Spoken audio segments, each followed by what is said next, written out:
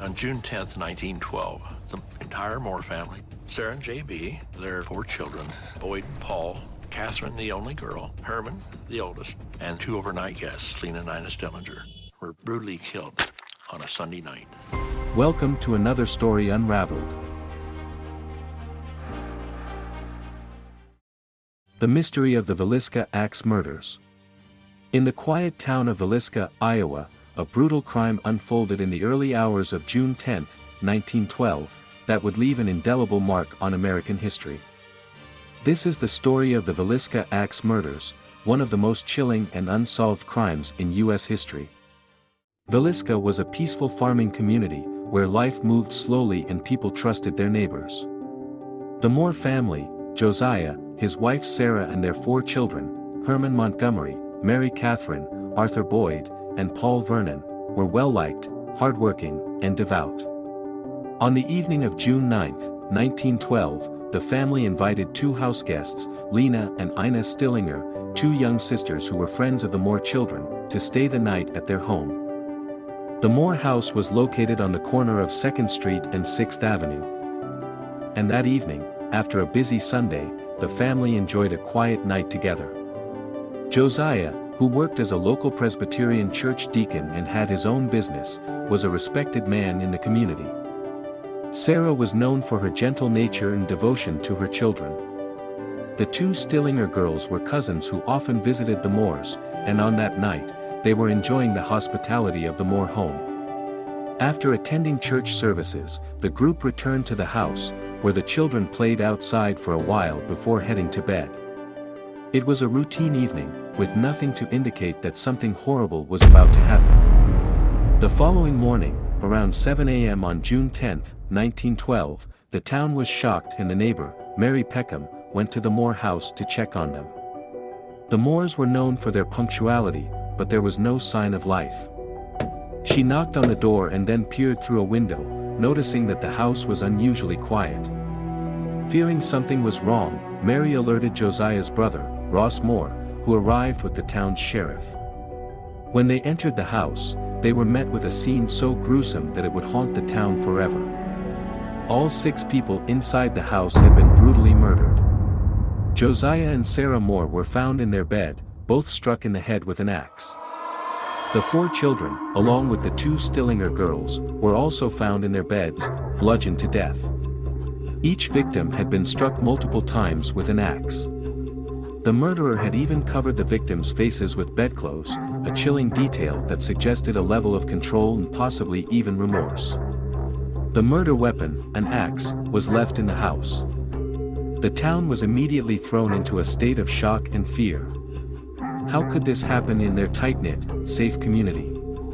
Who could be responsible for such a heinous crime? As news of the murders spread, authorities rushed to the scene.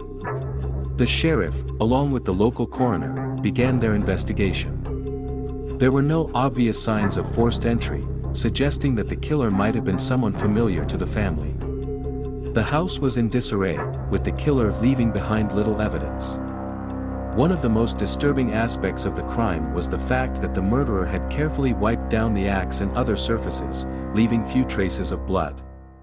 This suggested that the killer was either highly organized or very careful in their actions. Even more puzzling was the fact that the house was not ransacked, nothing appeared to be stolen. There were also peculiar details. The killer had taken the time to turn off all the gas lights in the house, making the atmosphere even more eerie. A basin of bloody water was found in the kitchen, suggesting that the murderer may have cleaned up after the crime. Despite the lack of forensic technology at the time, the investigation quickly focused on finding anyone who could have had a motive for such a gruesome act. Over the following weeks, investigators and townspeople alike speculated about the identity of the killer. Many suspected that the murderer was someone who knew the Moores well. Could it have been a local person with a vendetta against the family? Or was it a complete stranger who had chosen their home at random?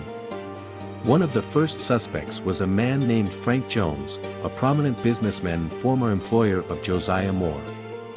Jones had a long-running dispute with Josiah over a business deal. Some believed that Jones harbored a deep resentment toward Josiah, and there were rumors that Jones had threatened him in the past. However, there was little evidence to directly link Frank Jones to the crime, and he denied any involvement. Another suspect was a man named Reverend George Kelly, a traveling preacher who had visited Villisca around the time of the murders. Kelly was known to have a strange personality, and there were reports that he had a history of mental instability. Some even claimed that he had been seen in the town on the night of the murders, but no concrete evidence was found to link him to the crime. Other theories emerged, including one that the murders might have been committed by a local man who had a history of violent tendencies. Still, the investigation stalled. Despite multiple theories and suspects, no one was ever arrested for the murders. As the years went by, the Villisca Axe Murders became one of the most infamous unsolved cases in American history. Despite several investigations and renewed interest over the decades, the killer was never caught. Some believe that the murderer was a serial killer who went on to commit other crimes in nearby towns. Others think the crime was a result of a personal vendetta, but no theory has ever been definitively proven. The Moore house was eventually sold and changed owners multiple times. Over the years, the house gained a reputation for being haunted, with many claiming to have heard strange noises, felt unexplained cold spots, or even seen apparitions of the murdered family. Some believe the spirits of the victims still linger in the home, unable to rest due to the brutal and senseless nature of their deaths. To this day, the Villisca Axe Murders remain one of the most chilling unsolved cases in American true crime history. The mystery of who killed the Moore family, and why, continues to haunt those who study the case. Though the restored house may be standing, the ghosts of that fateful night linger in the minds of those who wonder, who was responsible for the Villisca Axe Murders, and will the truth ever be known? Though no one has been formally charged, the case of the Villisca Axe Murders has left a lasting legacy. It has inspired books, documentaries, and even ghost tours in the town of Villisca. Each year, new theories are proposed, but none have led to a breakthrough in the investigation.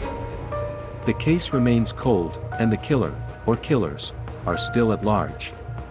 The haunting question that remains is, who could commit such a brutal, calculated crime in the dead of night? And why? The people of Villisca may never know the answers, but the memory of that terrible night will live on in the history of true crime.